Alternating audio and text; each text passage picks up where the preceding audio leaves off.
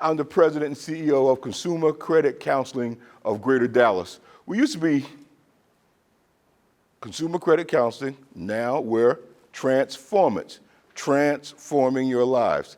And everybody said, why did we change our names? We've been in existence for 45 years. We're part of the National Foundation for Consumer Credit Counseling, which means that we're nationally mandated by a national association. All of our counselors are nationally certified in student loans, housing, credit, budgeting, bankruptcy, reverse mortgages. So national certifications, not like one of those signs y'all see on the side of the road, written in pen, I can fix your credit. And y'all call them and y'all give them $2,000 or $3,000, and then they fix your credit for 30 days and it goes back to be worse than it was before. No, we are nationally certified and we are nationally recognized. And so we changed our name 3 years ago because it was strange. We're in 16 states and we had 6 offices in Texas and Oklahoma. We had a Dallas office, an Arlington office, an Amarillo office, an Austin office, and other places, and Consumer Credit Counseling of Greater Dallas didn't make sense. And we were also changing our mission. Because guess what? Just like individuals have credit issues, guess what happens? Companies get credit issues. And we got credit issues starting in 2008. Does anybody remember what happened in 2008? The Great Recession. They say it almost mirrored or measured the Great Depression. They didn't want to call it the Depression, they called it a recession. And so for us, we made our money off of crisis credit management.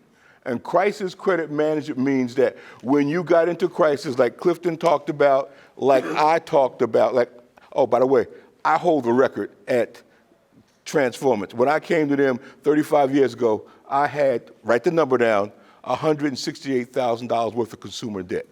So no joke, $168,000. A lady by the name of Betty Banks put me on her wing and said, I've never seen a man so educated with so much debt. And by the way, I have my degrees in economics and finance.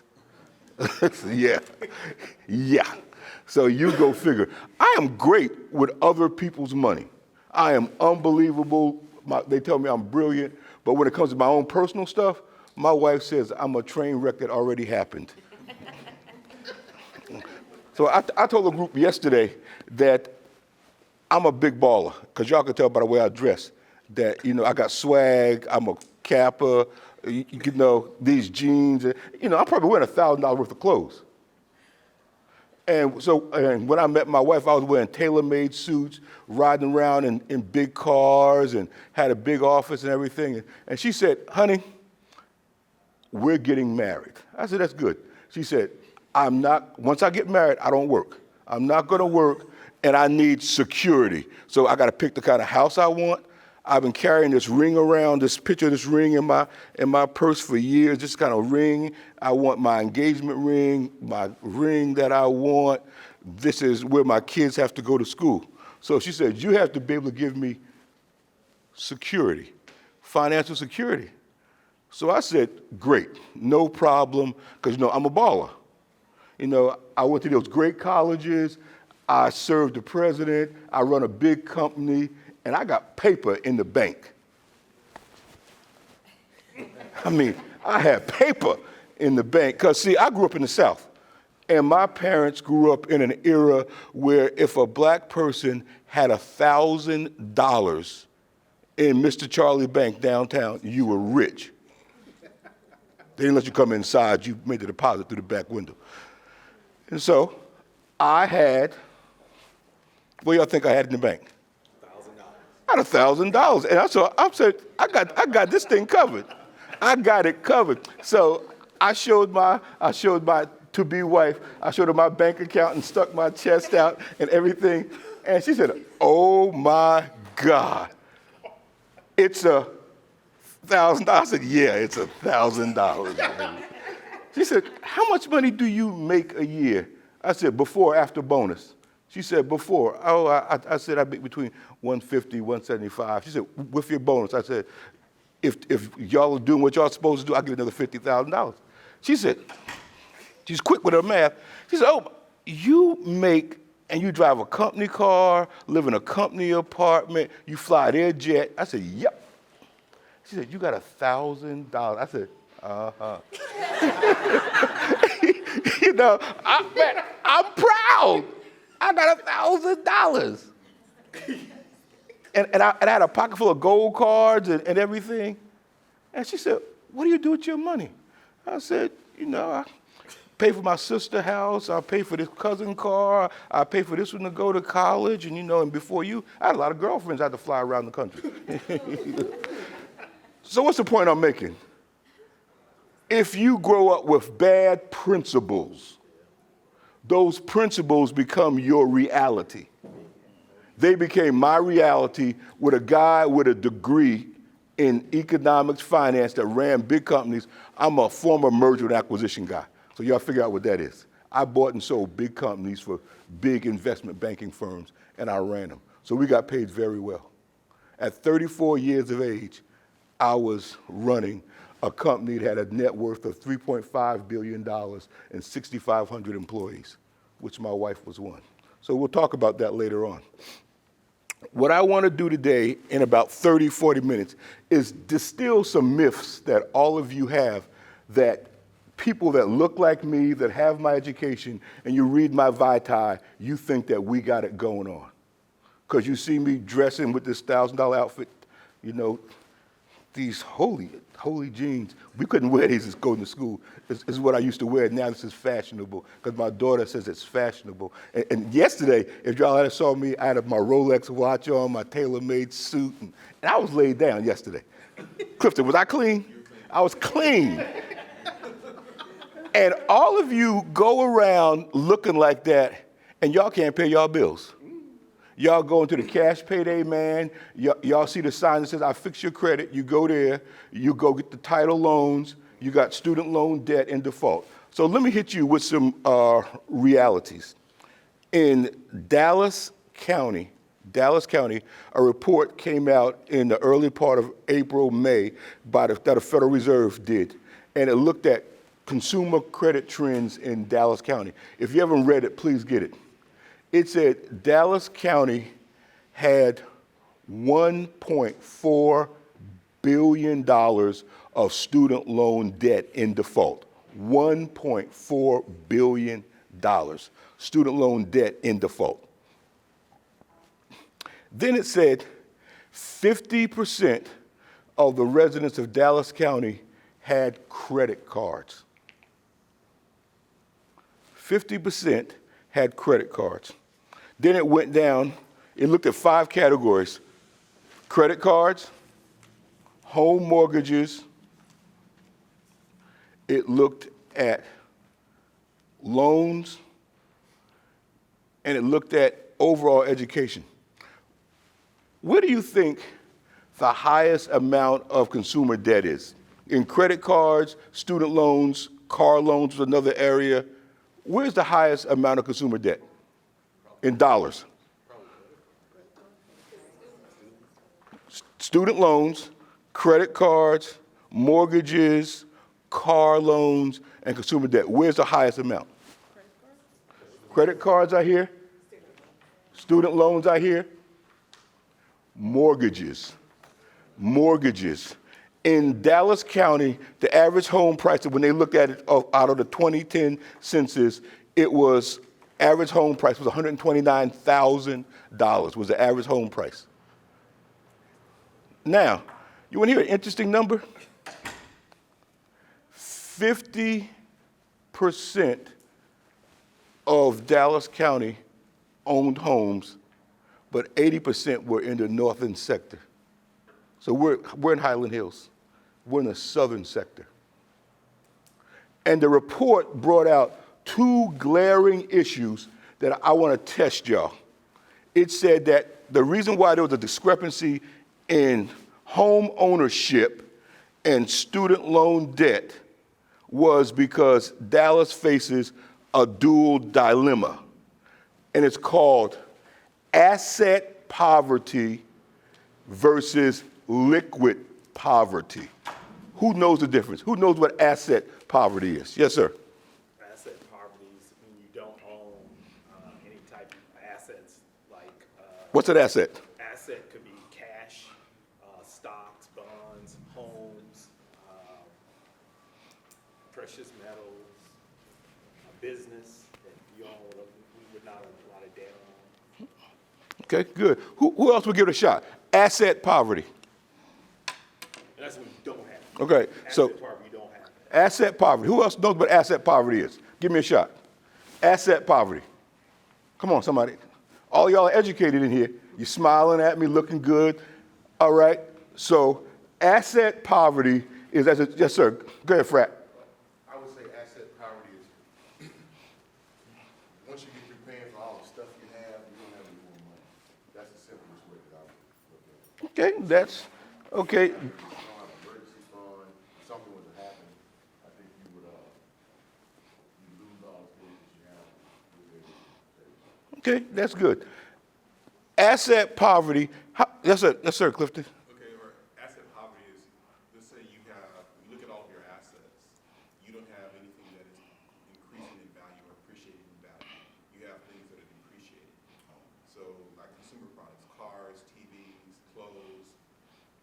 So when you look at real assets, like real estate, investments, things that can appreciate in value, you don't have a lot of those things. Excellent. So an asset is something that within 30 days you can convert to cash. One would be your savings account, your 401k, your house, your jewelry, that Rolex watch that I've had for 20 years that still is worth $5,000 or $10,000. It's presidential. Your vacation home. A lot of us, I grew up in the U.S. savings bonds era where you bought U.S. savings bonds that you bought a $50 bond for $37.50. You held on to it for 10 years. It was worth $50. That's an asset. We're in Highland Hills, and Highland Hills, southern Dallas, is one of those areas that lacks assets. So if an asset is something that you can convert in 30 days, what is a liquid asset? So we talk about asset poverty. What's liquid asset poverty? It's immediate. It's liquid. It's tangible. You don't have to wait 30 days. It's just right there. And a lot of us are impoverished because we don't have the disposable or necessarily have it on hand when we need it. You hit it. So write down this definition. Liquid poverty is the ability to lose your job or have a life-changing event and you can survive for 90 days. Can you survive? If you lost your job today, can you get to September, pay your house note, your car note, buy food, pay utilities, pay the daycare? That's the question. That's liquid poverty. And the answer is, I'm willing to bet you 80% of us in this room, the answer is no. The answer is no. So the study showed that discrepancy, and they had a color-coded map, and they showed the entire Dallas County, and when you looked at it, the concentration of Highland Park, the Park Cities, Preston Hollow, they could weather it. But Oak Cliff, West Dallas, South Dallas, East Dallas, they could not survive for 90 days. So what do? Credit card. No, because we don't own credit cards. Go to cash. We go to the cash payday loan man. We go to the payday loan because the car tire blew out and the car tire was $30, but I also needed to get some Pampers. And so the average amount that I borrow from the cash payday loan man, I give him the title to my car, is $100. By the time I'm finished paying him, after I've renewed it 3 or 4 times, he charges me unbelievable interest, is that I owe $350. It's the modern day slavery. It's financial slavery. Asset versus liquid asset poverty. And one of the reasons why we changed our name is because we wanted to look at that. So we created a program called AIM, A-I-M, Accountable, Inspirational, Motivational, which means that we work with Capital One Bank and Resource One Credit Union, and we help you open up a savings account. If for 1 year you put in $25 a month, we will match it $25 per month. So at the end of 1 year, you have $300 of our dollars, $300 of your dollars, $600. It's unrestricted. You can use it for what you want. And you have a checking account and a savings account at 2 reputable institutions that you can now go and leverage. So asset poverty. The next thing we looked at is we talked about mortgages and home ownership. So we are a HUD certified agency to do pre and post home buying classes.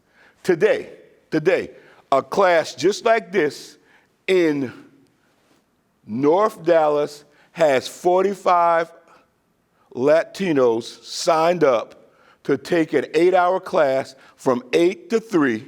The reason why they're taking that class is that once they complete it, they will get a certificate that will qualify them for a down payment on their first house that will go from $0 to $25,000 based on the mortgage company that they use. Creating assets. We do that the third Saturday of every month. You have our information on the back, but you could also go to our website, transformanceusa.org, and as soon as you hit the landing page, one of the first things you see talks about these 2 courses. Because we found out that if you don't have an app, millennials don't talk to you.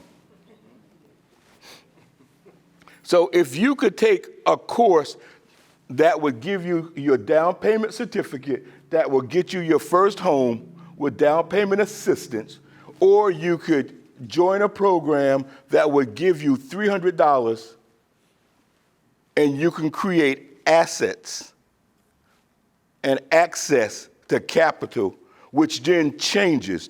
Because we were all taught, I came from that generation that was taught, get the education.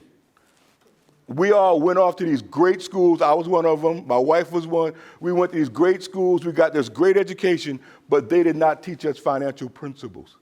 Now, my wife, because of how she grew up and I grew up, she developed great principles. My wife is a lifelong saver. And when she told me that, she said, security. And security means the ring, yeah. The wedding, yeah. The house, yes. But my kids to the best schools. And so what we did, we have 5 kids. Each child had a trust account from the time that they were born. When they hit 10 at Christmas, my wife gave them their first credit card. I'm ex-military. We're part of USAA that Clifton consulted for many years. And they had a program called First Start. And she gave them their first credit card. She controlled the balance. They started with $100. And the idea was creating in them early financial principles of how do you use credit. What's good purchases, what's bad purchases. We go on a vacation. She said, on your card is your vacation money. Now, if you blow it before you get to Disney World, the beach, wherever we're going to, that's on you. When we stop to eat, we pay for each meal, but my wife does not buy drinks. Everybody drinks water. Principles. When I was out there playing that ball and turning around those companies, they compensated my wife, who was my agent, very well. And I used to say to her, I said, honey, we ought to get us a big house and big cars. And she just looked at me and said, nah. And folks would laugh and say, you guys drive used cars, y'all got secondhand furniture, and y'all just stingy, or y'all poor. And my wife principle was she got to put that money away because from day one, she said, live on one salary. And so you will never have any problems. And she said, by the time the last one is done and hits high school, he's 15 something, our house is going to be paid for. Our homes are paid for. Our cars are paid for. She buys new cars now. And it's paid for because she can, but she has an interesting principle. When she buys a car, she finances it herself. She goes to the bank or to the credit union, USA. She says, I'm going to buy a customized van. It's going to be $40,000. I'm going to finance it through USA, but I'm giving you $40,000 certificate of deposit, and I'm going to repay myself. So the interest that she'd be paying to the credit company, she pays to herself, and she gets her $40,000 back. So principles. So if consumer credit counseling, i.e. Transformance, can help you get a house, if we can help you get a savings account, how do we help distill the myth that all of you see the commercials about Credit Karma and interest locking, get your credit report? Do y'all all know that that's not your real credit report? You know it. Do you know that your real credit report you get annually from the government for free? It's called, go www.annualcreditreport.com, and the government will send you your real credit report with a FICO score, and they'll give you a 1-800 number to call, and they're not selling you anything. It's free. Now, you got to move quickly because your president that y'all voted for is starting to dismantle the Consumer Financial Protection Bureau. And that's the organization that fights on our behalf to regulate credit card companies, banks, past payday loans. But go there. So how many of you here have student loan debt? Well, okay. Were you aware that Barack Obama did some great things for y'all that y'all never thanked him for? So there's a new bank, and none of you can go to it. It's I think, one of the greatest creations that the government allowed to happen. So write down this name, SoFi, S-O-F-I. Everybody pull out your smartphones. Look it up. This is a bank without walls. There's no branches. There are no places that you can go make a deposit. This bank is all internet-based. So therefore, because there's no brick and mortar, they can now do it at lower rates. Their biggest product is student loans. They take your existing student loans and they buy them. Then they cut them in half, they repackage them because Barack Obama had them pass a law that said your student loan repayment should be based on your income level, not on how much you took. Because right now, most of you who are student loans, you're paying a preset amount that you signed for in college. And you didn't know what it was, you just wanted that money. So go to SoFi. They will take your current loan, or if you don't want to do that, go to the Consumer Financial Protection Bureau /student loans, and their counselors will work with you to reset your student loans at zero cost. And there are 3 ways that you can change your student loan trajectory. 1, yes, you can put them into forbearance. 2, you can get deferred interest. 3, you can get them eliminated. So let me give you an example. Everybody knows you can become a fireman, a policeman, and that they'll do it. But President Clinton, President Kennedy, they created something called AmeriCorps. AmeriCorps/Vista. AmeriCorps/Vista. AmeriCorps/Vista is a community-facing organization, nonprofit, that if you went to work for them, they would allow you, based on a number of years, to write off all of your student loans. Or if you did it for 1 to 3 years, 25%. That's undergrad, grad, medical school. But let's talk about AmeriCorps Vista. They actually pay you. You can go online to it right now. Somebody look it up. AmeriCorps Vista, they have job listings for working for the city of Dallas to working for a nonprofit like ours. And what they do is they pay you monthly. They give you medical insurance, dental insurance, retirement. They give you vacation. They pay you while you're training. At the end of your first year, they give you an option.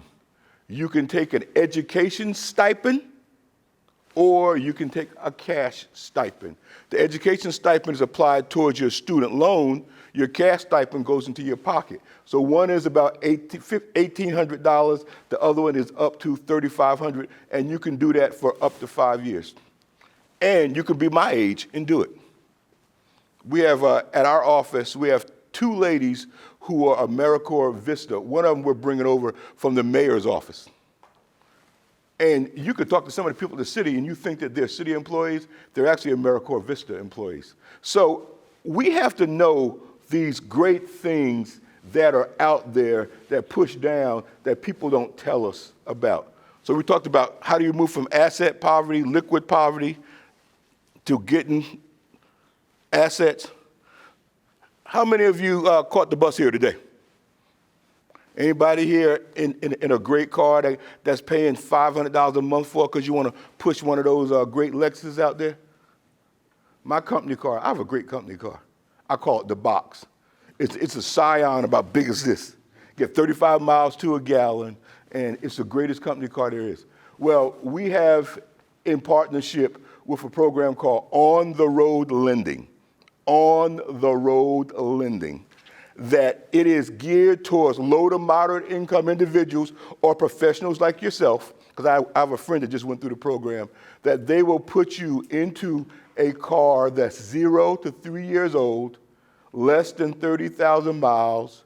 The monthly payment is based on your ability to pay.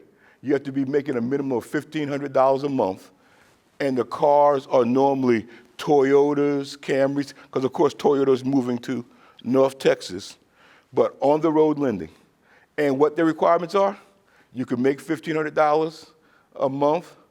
You go through a financial class that teaches budgeting, financial management skills that they offer. You can take it from an organization like ours. Then they give you a certificate and say, go see Clay Cooley, go see Bankston Toyota if they're still open, and you get to pick out a 0 to 3-year-old car, cannot have more than 30,000 miles on it, and that payment that you get includes your insurance. Now, can it get any better than that? Can it get any better than that? Another great myth that we have to distill, I grew up in this era that they said, go to college and get a great job. Big mistake. They should have told us, go to college and get a great career. Because some of us took some stuff in college. My wife and I laugh about it all the time. Some of our friends took some stuff. Now, I play football, so y'all know what my friends took. Underwater basket weaving, scuba diving. You know, I had some boys, and they called me a Crip in college. Crip, you got to get this course, man. We're studying King Kong. And man, we come in, he put the movie of King Kong on, and he just asks his questions, and it's 90 minutes, man. And partner, 3 credits, man, 3 credits. So I'm taking it for the rest of the year. Okay, King Kong is the movie. Great. What department is it in? Oh man, it's something called Urban Studies, African American, I don't know what, but just come on, man. And so you go see your academic advisor. You play football? Yes, ma'am, yes, ma'am. It says here, you're an economics and finance major, and you carry 25 hours per semester. Yes, ma'am. Well, you know, we got you for 5 years. Yes, ma'am, I understand, but I want to be a finance guy when I leave. Are you sure? Yes, ma'am. Football and things like that, guys like me who they sent to college. I'm from South Carolina, and I went to school in New Jersey. We weren't supposed to graduate. We were supposed to make the institution a whole lot of money, and we did. You know, and my repayment, I have new knees and new hips for those years. And I realized after my first year that I wasn't there for that education. I was there because that little pigskin, I was good with it. My friends were good with it. If I said some of their names, you know, Eddie Jordan, James Bailey, Phil Sellers.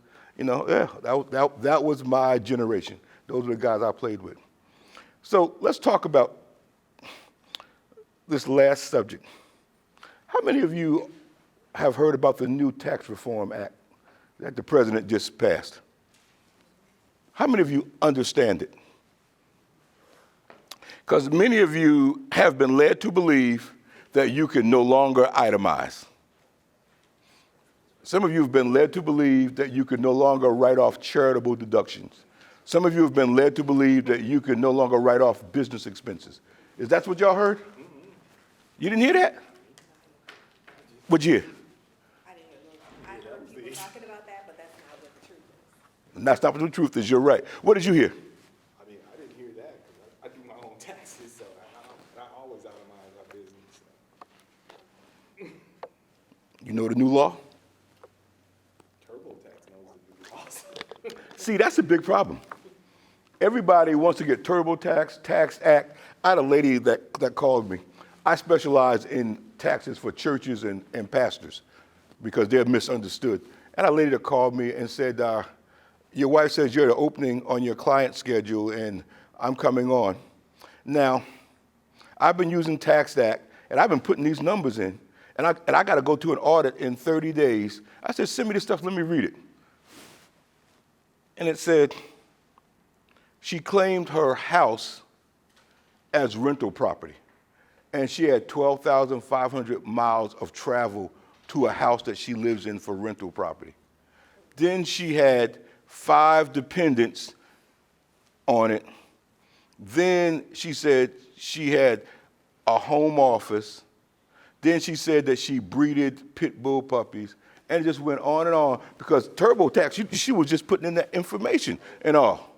But you didn't know what you were putting in.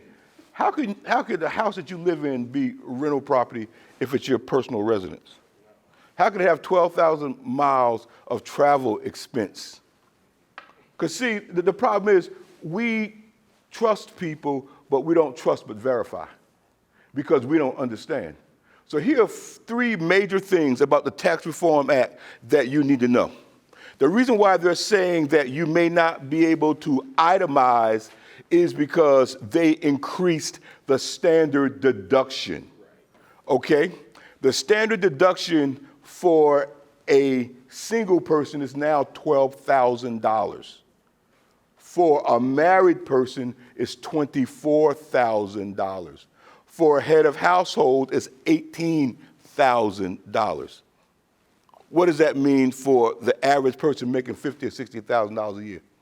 There's more deductions that they have available to them. But the threshold is higher because it used to be $6,300. So therefore, there is no need to itemize because the standard deduction is going to absorb it. So that's one big misnomer.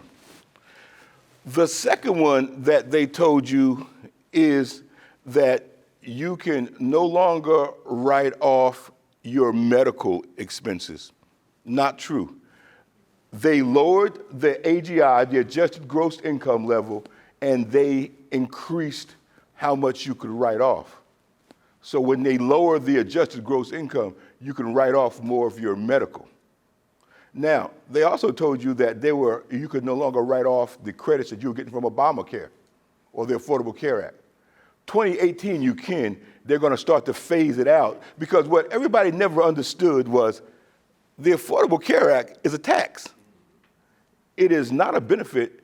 And the reason why it was held constitutional by the Supreme Court is it's a commerce tax. And so when you look at it on your tax return, it's a tax credit, just like earned income credit, the child care credit, your sales tax, it's a credit.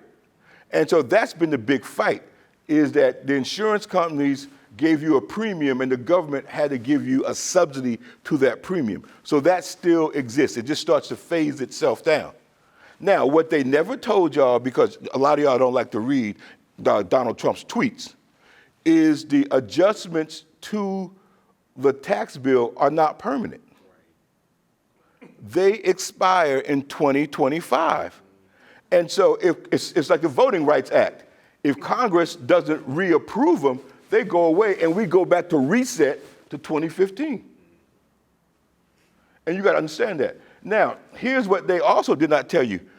The largest amount of money that low to moderate income people get back is what credit? Dependent child care. Come on. It's called, there's a name. Earned income tax credit. Well, they increased it. They didn't tell y'all that. The child care tax credit doubled from $1,000 to $2,000. The earned income, because they increased your deduction amount, it's easier for you to get, because if you're over $40,000 of adjusted gross income, you can't get it. Well, if they're giving you now $12,000, $18,000, most head of household $18,000, and you make $50,000, you're underneath the threshold. But if you don't know how to sit down with your tax preparer to do that. Now, what they did on the flip side is on your Schedule A and B, there's what's called miscellaneous. Like your tax return for someone like me, if you got business travel, if you have insurance losses, they've taken that away. That does not exist. They also made an interesting change, which I'm not sure if I understand or agree with it, is that there are two types of 401ks now, a Roth IRA and a regular IRA. And you used to could go back and forth between them. The new tax law is that once you convert to a Roth IRA, you can't go back. Now, that's a big difference, because one is pre-tax, one is post-tax, but you got to talk to a specialist like Mr. Johnson there, Clifton. He can tell you about it. So what is the point that I'm trying to make to y'all? Is that you have to understand not just financial principles, but a process.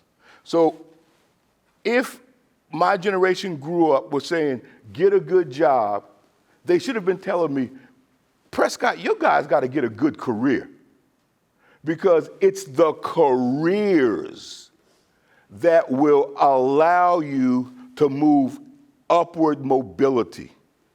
A guy like me who has economic and finance degrees, my career has been for 20 plus years merger and acquisition, and I can go from company to company.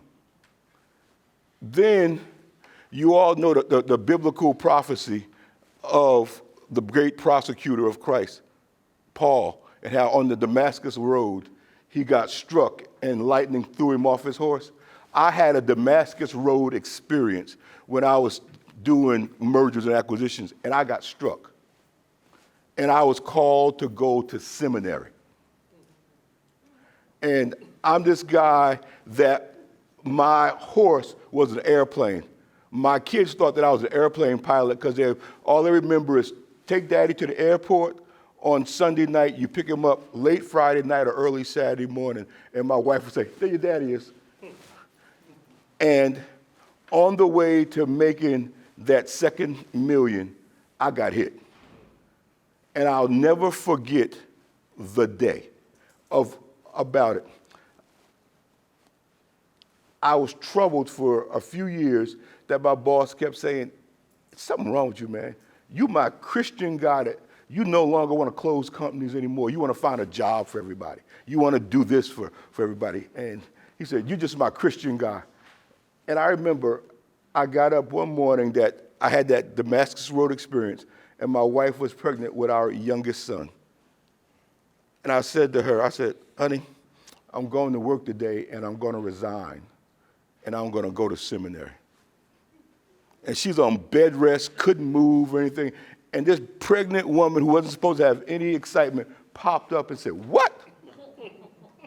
And I said, I'm going to go call the boss and tell him, I'm done with this. I'm done. She said, hey, honey, go walk through this house and come back and tell me what you see. And I walked through the house and looked in on the kids, and I came back. She said, what'd you see? I said, kids are in their rooms asleep. She rubbed her belly and said, honey, I'm about to go to Bethlehem. Nobody in here works but you. Next time the Lord talks to you, tell him to stop and see me first. I got her approval. I went off to seminary and changed my life. to doing what I do now. I run nonprofits. I turn nonprofits around. So when I took over Transformance was $2.3 million in debt. It was hemorrhaging across the platform. So we downsized it, sold off the profitable part of the business to, you have a brochure in front of you that says, Take Charge America. That's our parent. They're out of Phoenix, Arizona. They do the same thing that we do. But instead of us having a big front-facing organization in Dallas, it now comes out of Phoenix. We have a Dallas office, which I run. And we saw that there was a big need that we needed to do something different. So we do credit counseling. We do social services. This morning, our social service division is in Love Field community, next to Love Field, and we run trucks. We have trucks. Our trucks can drop right there, and they'll set up Walmart for you. When those trucks drop down, they have computers, they have groceries, all the things that you can think of that you'd want, they can do, and within 2 hours, they're back up and gone again. And so we do that, but the biggest part of what we do is, all of you have in front of you, is we create careers now. Not jobs, careers. The industry that we decided that we needed to focus on is warehouse logistics. If any of you came over here down I-20, all you see is warehouses. And Amazon is here, to UPS is here, to Federal Express, to JCPenney, just built a big new warehouse. The biggest cash crop in the Metroplex now is warehouse logistics, and there are 2 national certifications that you can get. One is Certified Logistic Associate, other is Certified Logistics Technician. Those jobs start at $20+ an hour, and within 2 to 3 years, you could be up to $100,000 plus. And there is a bidding war right now for those individuals. So we're not creating jobs, we're creating careers. But if you work with low to moderate income people who look like me and who have my issues of childcare, of transportation, of liquid and asset poverty, of financial issues, you gotta first deal with those barrier issues. And they're called barrier issues. So we deal right up front. If you came to our office, we have case managers who put you into a cloud-based database that we help you with everything from paying a light bill to getting a baby diaper pamper. And in our office, we have large closets. Then we have a big warehouse. And you can come in there, and I've seen folks fall on the floor. Oh, I don't have Pampers, the lights are off, no water. By the time you leave, everybody jumping and shouting and clicking their heels going down the yellow brick road because we can pay all the utilities. We can give you baby diapers, Pampers, clothes, food. We can do it all right there by the ladies sitting behind their computers and going into those closets. We can give you bus passes. We have a group starting to work on Monday at the new JCPenney warehouse, and our vans will take them to work and bring them back home. They're in careers. And some of them graduated from the state university. And some of them, matriculated and got masters, and some of them got PhDs from the state university. So now some of y'all looking at me crazy and say, what's the state university? Yes, ma'am. Incarcerated individuals, and I was gonna ask you. That's what the state university. With the homeless, because I have a peer who they transform. That sounds like a great program that could tie into that. Now, it's funny you should ask that. Last night, my wife runs that division for us. Last night, I was one of the first people to get the Black Panther, by the way, out of Redbox, because I couldn't afford to go to the movies. I had to wait. My wife's stingy. So I'm watching the Black Panther, and she over there, she on the phone with one of the case managers, and they had a gentleman who girlfriend had a mental health issue in a shelter. They had a 1-year-old child, and he was working for Waffle House on call and needed housing, needed to take care of the child, and they were hitting, and they were clicking phones and smart devices, and by the end of the night, 2 or 3 hours later, they had the child situated and the gentleman situated into supportive housing. So yes, we can work it. Now, how they do all that magic, over my head. But yes, we do that because those are issues. So don't let me think or make you think that we have all the answers, because we don't. We have learned all this by messing up. I've learned this about finances because I was that big baller with $1,000 in the bank. I was that guy with $168,000 worth of debt. I was that guy who came from the South who was in special education from the time that he went to school to I went off to college. And I truly believe to this day, I went to college not because I was smart, but because I could play football. And I did not figure out till I got to college that I was actually smart. Not just smart, real smart. Because I have what's called expressive speech disorder. And I'm dyslexic. So I can control my speech now because they taught me how, and I can make my eyes focus. I don't take medicine or anything. But when you come out of the South in the time that I came, that's special education. And then if you notice how I walk, my right leg is a half inch shorter than my left leg. So I had 3 different things working against me. And the fourth and the most predominant one, I'm black in the South. And they sent me to school in the North. Culture shock. Culture shock. So I'm saying it to make you laugh, but people just need an opportunity. They need someone to mentor. And so don't think that I was this perfect kid. I was a roughneck. I ran with the wrong guys.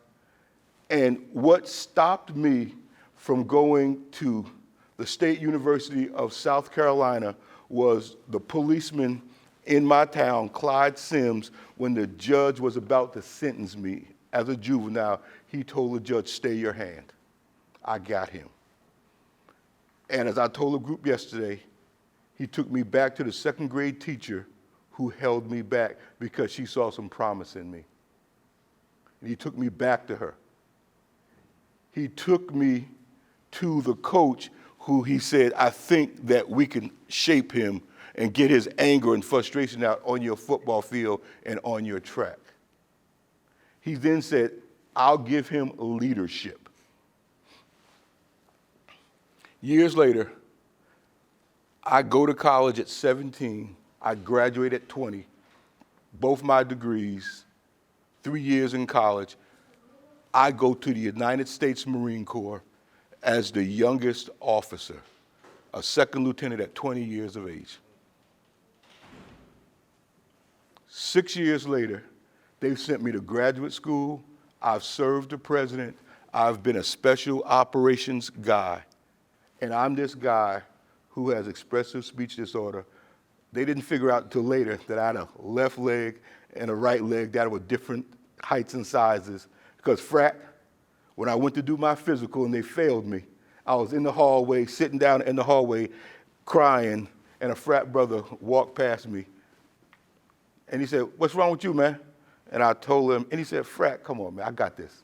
And he passed me, Dr. Gordon Piper. He passed me on that physical, and I did not know the physical that he was giving me was for a program called PLC, Platoon Leaders Class, select group of guys. He changed again. There are no accidents that I went through it, and you've seen it on TV. The Marines, there's only 150,000 of us.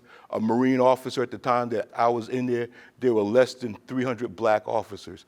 And in special operations, you've seen the Navy SEALs and Army Rangers. Well, the Marines have a group called Force Recons. And we train with all those guys. And to do that, but for them to find out that this guy can do numbers in his head and can do all this kind of thinking, that's what we're trying to talk about and trying to get you today. So as I take my seat, what I'm asking you to do, if you like to read a book, The Way to Brave, Dr. Andy McQuitty, The Way to Brave. The Way to Brave talks about regular people like us taking those David situations in a Goliath culture and making a change in our life. Taking advantage of the opportunities. And Dr. McQuitty gives biblical examples of how the underdog has succeeded because they had a David faith and they were facing Goliaths in their life. All of us here today are facing Goliath situations, and we can be Davids, we can be Ruths. My wife and I aren't special. Our kids aren't anything special. I told a group yesterday, that young son that I told you that my wife was on bed rest with was born prematurely. The doctors said aborting. My wife went into labor in week number 10 in Atlanta, Georgia on vacation. They held her down there. A group of doctors worked with African-American doctors were trying some experimental treatments, and they held her for 3 months in Atlanta, then medevaced her back here to Dallas. He was born, club feet, words to express his speech order. He didn't talk until he was 2 years old. He has a vision that he sees 3 things simultaneously. God had a work for him. He's now 6 foot, 185, and went to college on a football scholarship. He was at Scottish Rite yesterday at a luncheon honoring those kids like him. He was fortunate because my wife said that we have to do something special with him. He went off to Culver Military Academy, boarding school, prep boarding school for kids 9th grade through 12th grade. Look it up, Culver Military Academy. Top 10 school in the world, not in America, in the world. They only select 250 cadets every year from 37 countries and 42 states. He was one of them. He was one of the highly recruited football players to come out of there. Who went to school there? The Steinbrenners, who owned the Yankees, the Lays, who owned Frito-Lay, Fidel's. The names just go on. They've had 10 Rhodes Scholars come out of there, multimillionaires. But again, all things are possible if you find a way to brave. You find a way to deal with your internal differences. So we talked about financial principles. We talked about taxes, asset poverty. We talked about savings. We talked about your credit report. All those things are the secrets that they don't tell you. So let me take the last 5 minutes that I have. I think that was 35 minutes. Let me answer some questions that you may have, or a topic that I may not have covered, something that you've thought about, you want to know about. You have all of our brochures and information in front of you. So questions that I can answer for you. Yes, sir. Next week, I'm at my dad's church in Birmingham, Alabama. Is there equivalent office, I'm speaking about stewardship. Is there equivalent office in Birmingham, Alabama? Yes, sir. Thank you all. Yes. Connect them as a resource. Flip on the back. Okay. That number is a 1-800, and we are licensed in all 50 states and in Puerto Rico. Yes, sir. So we can get you. Okay. And so we're open from 8 to 7, Monday through Friday. Other questions? Good question. Other questions? Because I know y'all gonna have those sidewalk meetings and call your friends and say, that man was crazy. Anybody else? So, yes, ma'am. It's not necessarily a question per se, but just kind of looking at how things are shifting demographically. Millennials are starting to be the majority in the workforce, just a whole lot of changes. So are you all doing anything, or do you have any like strategies in place that you're doing to reach out to the millennial generation? Because I know it's totally different than how other generations receive information, what they find is important, but the millennial generation is a little different as far as what we value in the moment. So do you all have anything specifically for that group? I'm glad you asked me that. In your packets, there is a little small thing that's called Pocket Change. Pocket Change. Pocket Change is a gamification app.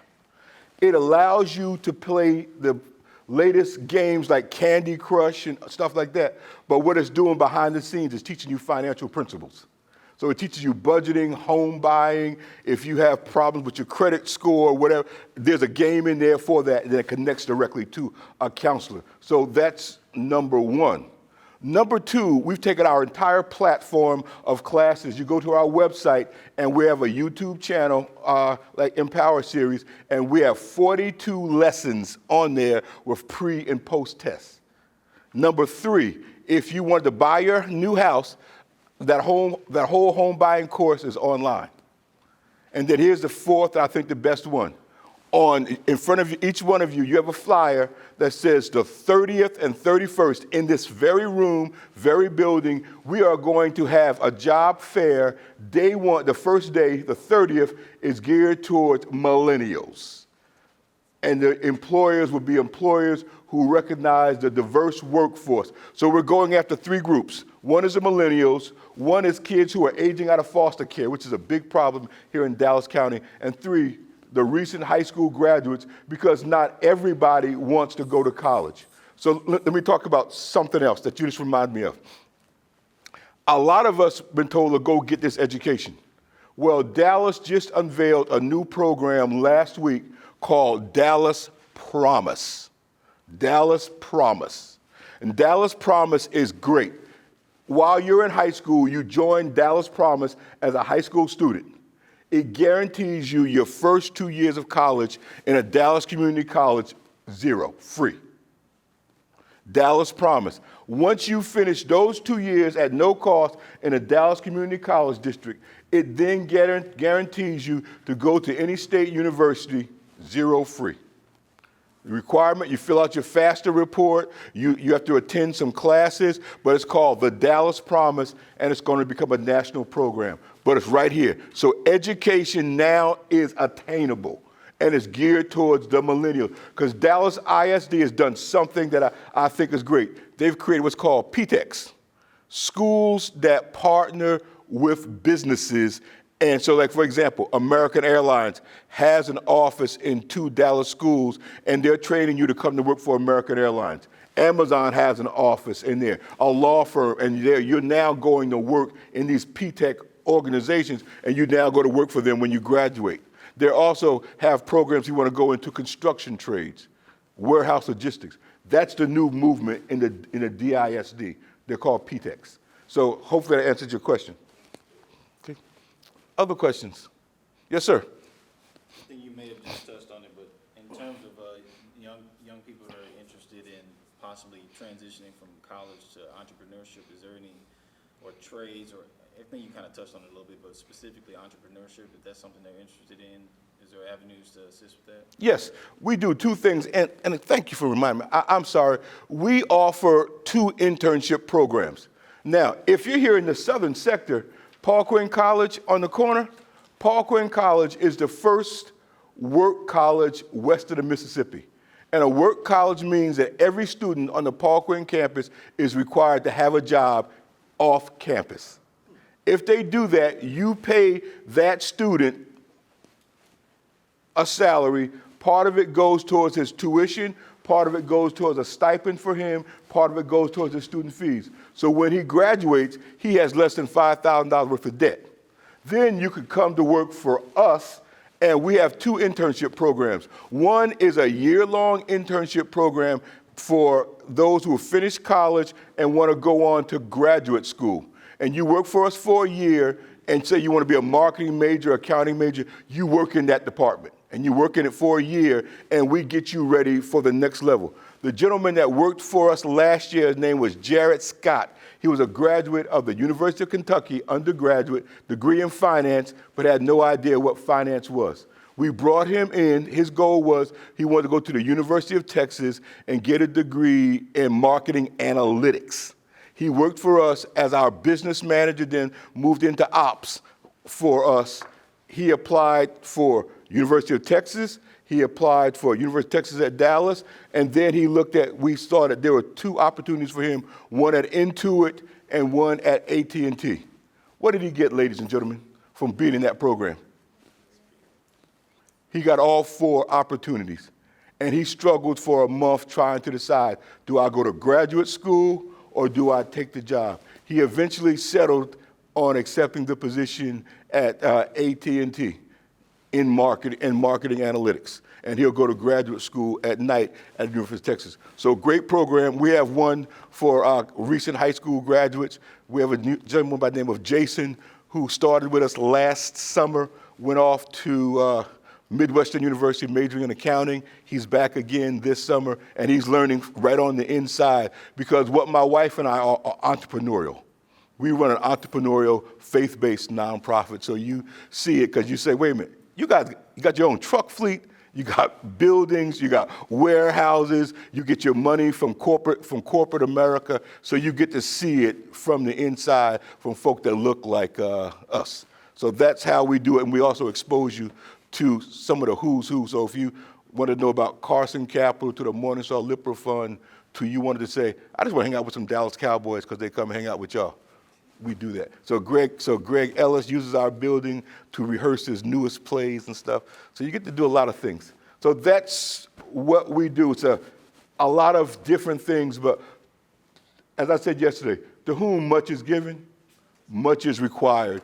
And my wife and I never want to forget that we were blessed. And so we're trying to pay it back. Yes, sir.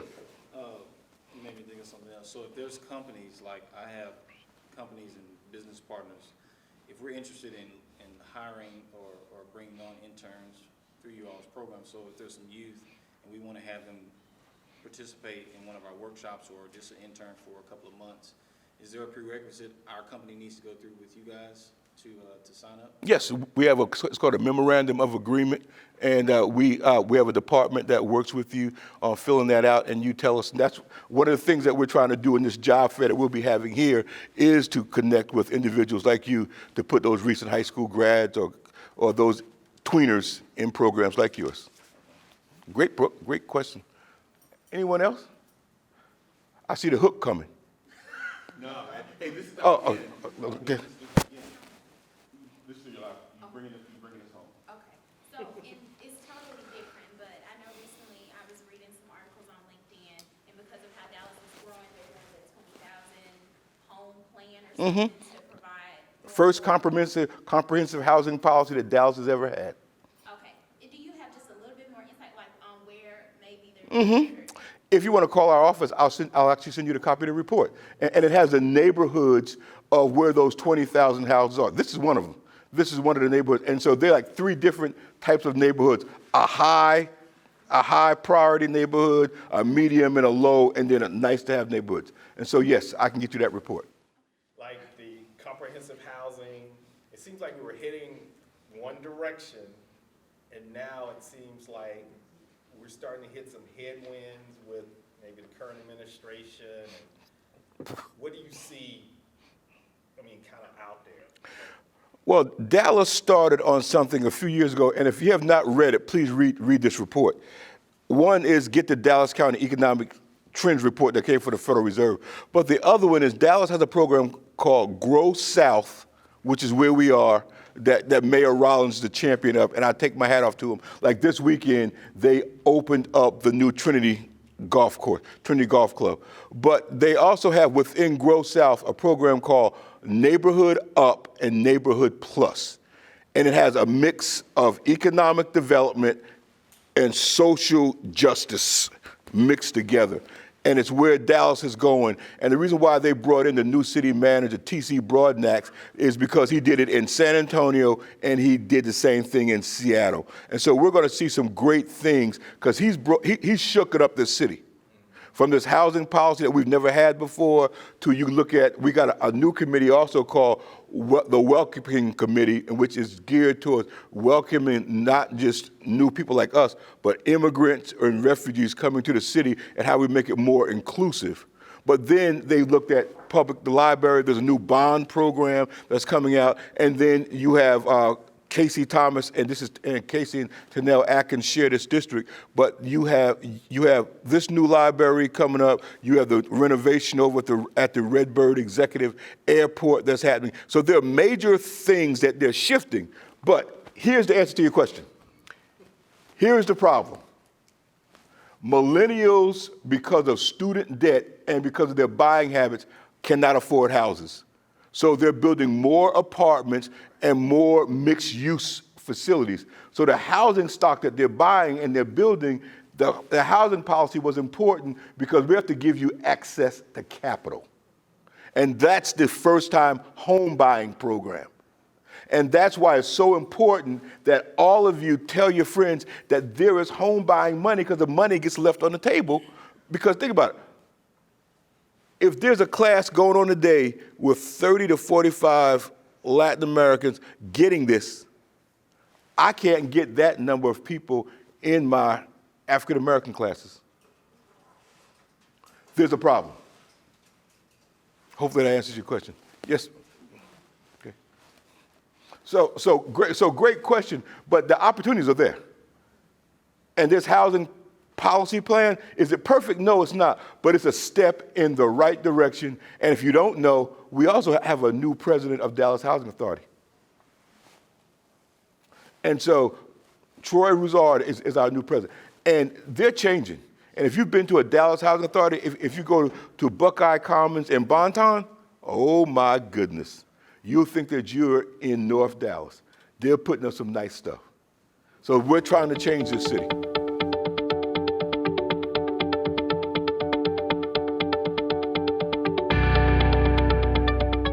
Hi, my name is Hope Allen. I'm here at the Empower Series.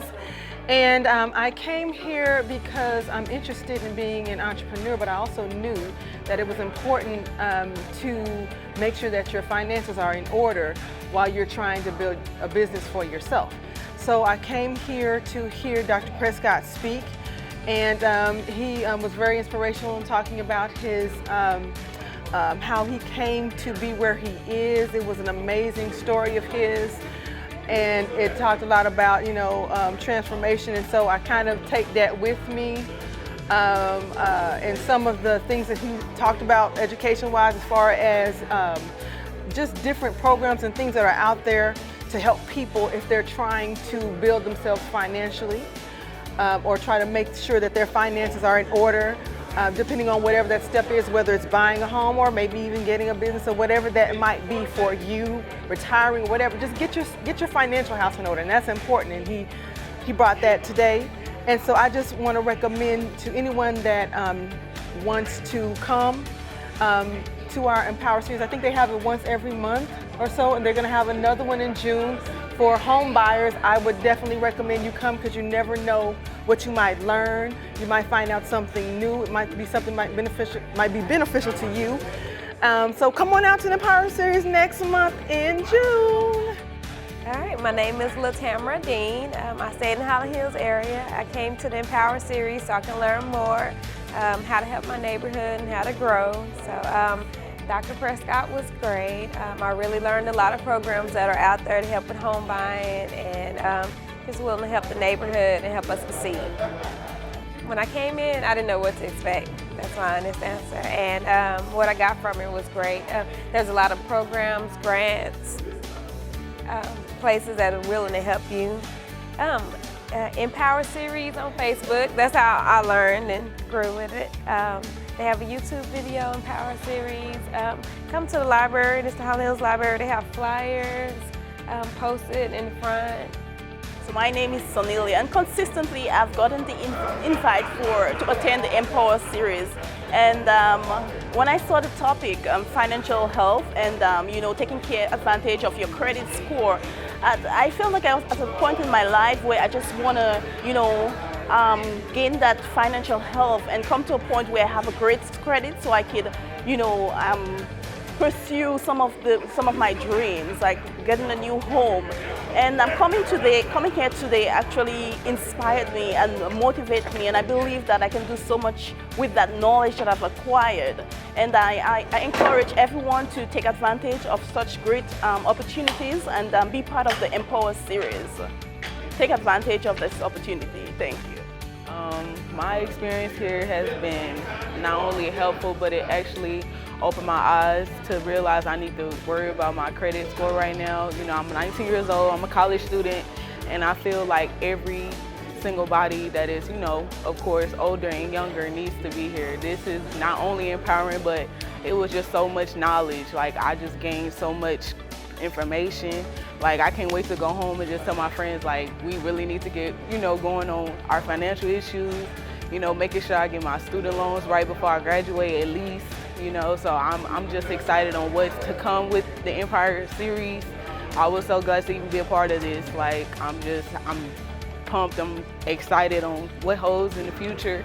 So I just encourage everybody to be here. Like, I'm just so excited about this. This is a great, great, great program. And I'm empowered right now. Like, I don't know what else to say. Hello, my name is Brandon Powell, and with Lean on Him Consulting, and I'm excited about being at today's Empower Series workshop. To be honest, I didn't have a lot of high expectations coming here, but it really was a great experience. Very insightful, learning about finances and things that I may have come across. It went way more in detail for me today. Dr. Prescott has some great information. This is a great opportunity to be a part of. I believe if you weren't here today, you missed out on the treat. I look forward to being a part of more opportunities like this. It was very insightful. I think that there's a lot of people who could take advantage of the information that was covered. And I think the next calendar opportunity that you can make it to, I think you should definitely RSVP and definitely attend. Thank you.